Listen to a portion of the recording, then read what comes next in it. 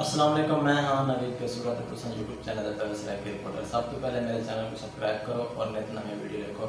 अब जैसे मौजूद ने एक्सरे सेंटर दे क्योंकि काफ़ी सारे लोग आते हैं कि ऐसे एक्सरे सेंटर बनाऊँ और माँ प्यो की ख्वाहिश होती है कैसे बाल को अपना अच्छा बिजनेस शुरू करूँ। असं पहले फार्मेसी का दसाया उन्हें बारे दसाया कि फार्मेसी का कारोबार किस तरह शुरू कर सकते हैं। आज जैसे एक्सरे सेंटर दे मौजूद है भाई को टाइम नहीं दे और बड़ी मुश्किल सब टाइम मिले ना शुक्रिया अदा करे सो भाई ऐसा कोई सेशन के एक्सरे सेंटर वास्ते डिग्री की क्या क्राइटेरिया होंगे।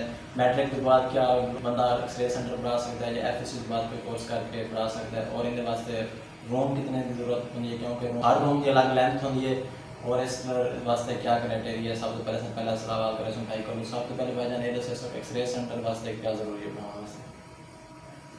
थैंक यू नवीद भाई, शुक्रिया आपका शुक्रिया, आपके चैनल का शुक्रिया कि आप लोगों ने इस काबिल समझा और it is privilege for me कि मुझे अपने ख्यालात इस मामलात में एक्सरे के मामलात में पेश करने का मौका दिया। शुक्रिया सर, आपने हमें कीमती टाइम दिया, आप काफ़ी बिजी रहते हैं। तो सबसे पहले नवीद साहब का पहले एक्सरे का सबसे पहला सवाल जो है आपका कि एक्सरे सेंटर के लिए कोई भी अगर लोग बनाना चाहते हैं तो उसके लिए क्या रिक्वायरमेंट है, क्या चीज़ ज़रूरी है जो कि इनिशियली रिक्वायर्ड है एक्सरे सेंटर बनाने के लिए। तो उसमें दो तीन चीज़ें हैं जो कि बहुत इम्पोर्टेंट है एक्सरे के लिए, क्योंकि एक्सरे का फील्ड एक ऐसा फील्ड है अगर आप बिजनेस करना चाहते हैं तो ये एक रजिस्टर्ड, आपको सबसे पहले तो रेडिएशन चूँकि ये वर्क है तो पाकिस्तान न्यूक्लियर अथॉरिटी से आपको रजिस्टर कराना पड़ेगा इसको।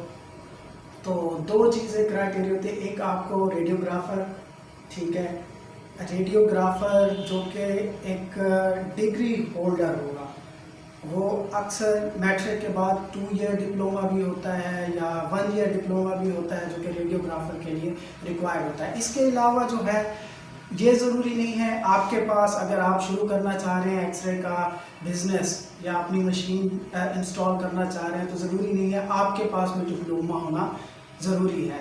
इसके लिए आपको दो रिक्वायरमेंट है, एक आपको टेक्नीशियन हायर करना पड़ेगा जिसके पास डिप्लोमा, दूसरा आपको कंसल्टेंट रेडियोलॉजिस्ट डॉक्टर हायर करना पड़ेगा फॉर द रिपोर्टिंग। और अगर आप ये नहीं करते तो एटलीस्ट आपकी एफिलिएशन होनी चाहिए किसी भी आर्थोपेडिक या किसी भी डॉक्टर के साथ।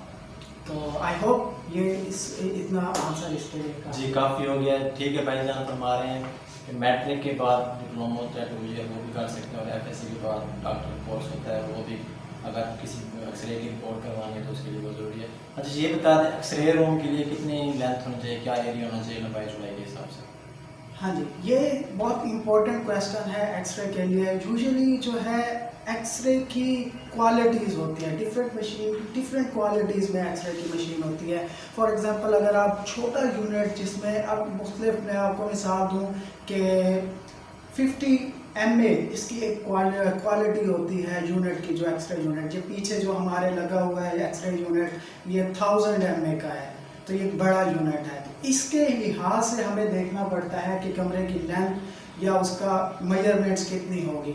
यूजुअली जो हमारा ये यूनिट लगा हुआ है इसके में कमरे की जो विड्थ है वो ऑलमोस्ट 20 फीट है, ठीक है, और जो लेंथ है वो 30 फीट है, ठीक है ना। तो ये एक आइडियल है। अब ये डिपेंड करेगा कि आपने मशीन कौन सी इंस्टॉल करनी है, इससे बड़ी मशीन है उसके साथ कंपोनेंट कितने हैं तो उसके लिहाज से आपको कमरे की वेरिएशन, ये एक आइडियल वेरिएशन है, ठीक है ना, ये एक आइडियल मेजरमेंट है 20 बाय 30। इससे बड़े हो सकता है, इससे छोटा मेरे ख्याल में वो मुश्किल हो जाता है फिर उसको डील करना। अच्छा ठीक है, ये आपने एरिया बता दिया। दूसरा ये बताते हैं एक्सरे रूम किस तरह का होना चाहिए, इसमें क्या क्या चीज़ों का होना जरूरी है? क्योंकि अमूमन फार्मेसी में जाए उनका ग्लासेस होते हैं, मार्बल वगैरह, डेकोरेशन सिस्टम अच्छा होता है। एक्सरे सेंटर कोई भाई बनाना चाहे रूम किस तरह का अपना क्रिएट करे? जी देखिए, ये बहुत इम्पोर्टेंट क्वेश्चन है। एक्सरे आप जब भी बनाएंगे, ठीक है जी, एक्सरे की सबसे पहली रिक्वायरमेंट ये होती है कि जो उसकी वॉल है, जितनी भी साइड्स हैं, उसको आपने एक लेड शीट मिलती है, अलग मटेरियल होता है, लेड मटेरियल होता है। चूँकि हमारा काम होता है रेडिएशंस का, एक्सरेज ह्यूमन बॉडी के लिए नुकसानदेह है, तो अब उनको इस इफ़ेक्ट को ख़त्म करने के लिए कि जो कमरे से बाहर लोग हैं, क्योंकि ये रेडिएशन आम जो अगर तो एक लेंथ है, एक स्पेसिफिक लेंथ की दीवार है तो उससे तो क्रॉस नहीं करती, लेकिन यूजुअली ये पर रिक्वायरमेंट है हमारे कंट्री में या बल्कि पूरी दुनिया में ये रिक्वायरमेंट होती है, एक्सरे की स्टैंडर्ड रिक्वायरमेंट है कि आपने लेड शीट दीवारों पे ज़रूर लगानी है ताकि जो आउटसाइड एरिया है वहाँ पे रेडिएशन क्रॉस ना हो सके। तो सबसे पहले कमरे की लेड वायरिंग करानी है, आपने पूरे कमरे की लेड की वो करानी पड़ेगी, वो बहुत ज़रूरी है। इसके अलावा जो है चंद प्रोटोकॉल्स होते हैं जिसमें मिसाल के तौर पर एक रूम होता है, डार्क रूम जिसे बोलते हैं, जो कि पहले की टेक्नोलॉजी, अभी लेटेस्ट टेक्नोलॉजी में जो है आपको एक कंसोल रूम बेसिकली उसे बोलते हैं, ठीक है ना। कंसोल रूम में ये होता है जो रेडियोग्राफर बैठेगा और एक्सरे वगैरह को कंप्यूटराइज्ड वगैरह जो भी सेटिंग्स होती हैं उसके साथ करेगा। एक जैसे ये पीछे जगह है, एक ओपन हॉल की तरह होगा जहाँ पे मशीन इंस्टॉल होगी और वहाँ पे ये चीज़ ज़रूरी है कि पेशेंट का आना जाना, ठीक है, वो इस तरह का कमरा हो कि एंट्रेंस जो है वहाँ पे जो डोर का साइज होगा वो बड़ा होना चाहिए, क्योंकि स्ट्रेचर आर्थो के एक्सरे के लिए स्ट्रेचर वगैरह इन चीज़ों की ज़रूरत होती है, तो वो इस बात का ख्याल रखना चाहिए। थर्ड पार्ट जो होता है इम्पोर्टेंट होता है वो होता है उसका जहाँ पे रेडियोग्राफर जो है मशीन को कंट्रोल करता है, वो एक अलग सिस्टम होता है, एक अलग पार्ट होता है। तो ये 3 बेसिक कंपोनेंट है एक्सरे रूम के और ये रिक्वायरमेंट है जो कि होना ज़रूरी है, आइडियल है। जी ठीक हो गया। दूसरा सवाल आपने जैसे कहा है कि रेडिएशन काफ़ी खतरनाक होती है, उससे मरीज को कैसे महफूज करना चाहिए और खुद को आप कैसे महफूज रखते हैं? जी बिल्कुल, पाकिस्तान न्यूक्लियर अथॉरिटी जो कि हमें ये लाइसेंस जारी करती है, कोई भी बंदा एक्सरे का यूनिट लगा रहा है तो उसको लाइसेंस जारी करेगी कि वो एक्सरे का यूनिट लगा सकता है और वो जो उसकी मशीन होगी वो उसको रजिस्टर करेगी। जब अगर वो रजिस्टर नहीं है तो वो इलीगल मशीन है, ठीक है। सबसे पहले तो आपको मशीन को रजिस्टर कराना पड़ेगा। मशीन रजिस्टर होने के बाद जब अगर आपने इंस्टॉल कर ली है, अब रेडिएशन ह्यूमन बॉडी के लिए बहुत खतरनाक है, कैंसर का बायस बन सकती हैं।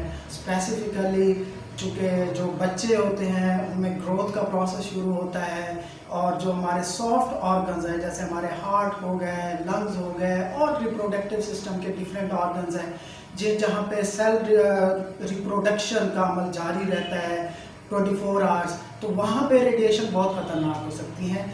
इसी वजह से जो है जो पेशेंट आता है या जो वहाँ पे काम करने वाला है उसके लिए तो बहुत ज़्यादा इम्पोर्टेंट है कि उसकी प्रोटेक्शन आपने करनी ही करनी है, उसने अपनी प्रोटेक्शन करनी है। जो पेशेंट आता है और पेशेंट के साथ अटेंडेंट होता है उसकी भी प्रोटेक्शन हमारे ज़िम्मे होती है, वो इम्पोर्टेंट होती है, टेक्नीशियन की गाइडलाइन में होती है कि वो भी हमने ज़रूर करनी है। तो उसके लिए स्पेसिफिक लेड एप्रन्स जिसे हम कहते हैं, पहनने के लिए एक लेड एप्रन्स होगा, लेड ग्लासेस का यूज़ कर सकते हैं और इसके अलावा जहाँ पे वो एक्सरे को कंट्रोल करता है, एक्सरे टेक्नीशियन रेडियोग्राफर, बेसिकली उसके लिए आगे प्रोटेक्शन वॉल होगी जिसमें लेड ज़रूर लगा होगा। अदरवाइज रेडिएशन, बेसिक हमारा मकसद होगा रेडिएशन से बचने के लिए हमारे पास जो बेसिक चीज़ है, जो शील्ड है, जो दीवार है, वो है हमारा लेड। वो चाहे कपड़े की सूरत में हो, चाहे दीवारों की सूरत में हो, किसी सूरत में हो, तो लेड रेडिएशन से बचने का वाहिद तरीका है। ये प्राइमरी तरीक़ेकार हो गया रेडिएशन से बचने का। दूसरा होता है जैसे आप ये मशीन देख रहे हैं तो ये यहाँ पे इससे जो रेडिएशन यहाँ से हम कंट्रोल करते हैं, ठीक है, तो इसको हम कोलीमेटर बोलते हैं। कोलीमेट करके जो एरिया का हमने लेना है रेडियोग्राफ उसको फिक्स कर देंगे ताकि कम से कम रेडिएशन पेशेंट को रिसीव हो और रेडिएशन का जो खतरा है वो कम से कम हो। ठीक हो गया। अच्छा, आप अगर कोई भाई बनाना चाहे एक्सरे सेंटर, उसके लिए मशीनों का क्या क्या होना ज़रूरी है? देखिए, कोई भी एक्सरे सेंटर बनाना चाहता है, मैं मशवरा दूंगा, ये एक अच्छा सिस्टम है, अच्छा एक बिजनेस भी है, ठीक है ना, लेकिन जो पीछे मोटिवेशन होनी चाहिए ये है कि ये तो एक मेडिकल फील्ड का एक पार्ट है, बेसिकली हेल्थ सर्विसेज का एक इम्पोर्टेंट पार्ट है, डायग्नोस्टिक का एक इम्पोर्टेंट पार्ट है। स्पेसिफिकली जो जिसे हम हमारी इस्तिलाह में कहते हैं जो आर्थोपेडिक सर्जन होते हैं उनके लिए तो ये आँख है। आपको मालूम है जब पहले दौर में किसी की हड्डी टूटती थी तो वो बस हड्डी बांध में, और मॉडर्न जो डॉक्टर हैं उनमें फ़र्क ही यही है कि जो मॉडर्न डॉक्टर है वो देखता है एक्सरे की मदद से कि हड्डी की किस पोजीशन पे टूटी है, किस तरह टूटी है और अब उसको ऑपरेट करके हमने कितना मैनिपुलेट करना है। जो पुराने होते थे, चूँकि उनके पास रेडियोग्राफी होती नहीं थी तो उनको नहीं पता होता हड्डी किस अंदाज में टूटी है, किस तरह से टूटी है, तो वो सिर्फ बांध देते थे। उससे ये होता था कि हड्डियाँ टेढ़ी हो जाती थी। अब रहा जो सबसे इम्पोर्टेंट क्वेश्चन, आपने क्या किया, क्या क्या होना जरूरी है, कौन कौन सी मशीन है? हाँ जी, मशीन है। उसके लिए ये होता है कि अब एक्सरे मशीन ज़रूरी है इसके लिए। अब ये डिफरेंट किस्म की 3 किस्म की एक्सरे मशीन होती हैं। एक हम कहते हैं कन्वेंशनल रेडियोग्राफी में पुरानी मशीन है, जो कि अब बहुत कम इस्तेमाल होती हैं, ठीक है जी, बहुत कम ही आपको मिलेगी। और दूसरी होती है डिजिटल रेडियोग्राफी, जो इस वक्त हमारे पास है। थर्ड होती है डायरेक्ट रेडियोग्राफी। दूसरा, मशीनों की बात अगर आप परचेज करना चाहते हैं तो उसकी मुख्तलिफ रेंज है। मिनिमम आपको जो पोर्टेबल सिस्टम है वो 1 लाख से लेकर मैक्सिमम जो है 1 करोड़ तक ये जो है एक्सरे का सिस्टम जाता है। अब आपकी रिक्वायरमेंट के मुताबिक, आप सिस्टम की अपनी रिक्वायरमेंट और अपने बजट के मुताबिक आप मशीन को परचेज कर सकते हैं। जो आप देखते हैं, जो आपकी रिक्वायरमेंट है, फॉर एग्जांपल रिक्वायरमेंट से मुराद मेरा ये है कि आपके पास, आपको ये मालूम होना चाहिए कि आपके पेशेंट की कितनी वो है, तादाद कितनी है। अगर ज़्यादा तादाद है तो ऑब्वियसली आपको जो है बड़ा यूनिट लगवाना पड़ेगा, छोटे यूनिट पे इतने ज़्यादा एक्सरे नहीं हो सकते। तो ये डिपेंड करेगा। और रेंज मैंने आपको बता दी है, जैसे कि एवरेज मशीन जो है, अगर कोई जो आप इस लेना चाहते हैं तो 15 से 10 लाख में एक अच्छी मशीन से आप बिज़नेस शुरू कर सकते हैं। दूसरी रिक्वायरमेंट, आपको किसी MBBS डॉक्टर से एफिलिएट कराना। एफिलिएट से मुराद मतलब उससे बात करनी पड़ेगी कि उसके साथ आपको बिजनेस करना पड़ेगा, क्योंकि ये आप जब इतना ज़्यादा इन्वेस्ट कर लेते हैं, ठीक है, तो आपके पास पेशेंट का आना ज़रूरी है। तो पेशेंट, जाहिर बात है, आप तो या तो किसी ऐसी जगह पे बैठे हैं, जैसे फॉर एग्जांपल आप यहाँ पे निस्तर रोड पे आपका यूनिट लगा, तो फिर तो एक अलग बात है। लेकिन आप सेपरेटली पीछे करके किसी अपने एरिया में लगाना चाहते हैं एक्सरे मशीन, तो एटलीस्ट आपका किसी एक डॉक्टर के साथ वो होना ज़रूरी होता है कि वो आपको पेशेंट रेफ़र ज़रूर करे। तो ये 2-3 बातें हैं जो कि इम्पोर्टेंट है एक्सरे बनाना है, कोई भी चाहता है तो उसको ये जहन में रखनी चाहिए। ठीक है, आपने बात किया कि एक्सरे हड्डियों की एक बात कर दी, बाकी किन किन चीज़ों का एक्सरे किया जाता है? एक्सरे, देखो, एक्सरे जो है एक ऐसी टेक्नोलॉजी है जिसने, जब ये इजाद हुई थी तो इसने एक रेवोल्यूशन कायम कर दी थी डायग्नोस्टिक फील्ड में। और अब भी आप देख लें कि रेडिएशंस हर जगह, अब आप देखें पूरे ऑलमोस्ट जिस्म का कोई एक ऐसा हिस्सा नहीं है जिसका एक्सरे नहीं होता, लेकिन कुछ हैं जिनका बहुत ज़रूरी है, जैसे कि हड्डियों के ऑर्थोपेडिक सर्जन, जैसे मैंने आपको बताया कि उसके लिए तो ये एक आँख है रेडियोग्राफी, एक्सरे मशीन एक आँख है, उसने देखना है और उसके मुताबिक ऑपरेट और सर्जरी करनी है, प्लान, ठीक है। तो इसके अलावा भी आप देख लें, फिजिशियन है तो उसने चेस्ट का एक्सरे कराना है, चेस्ट का एक्सरे होता है।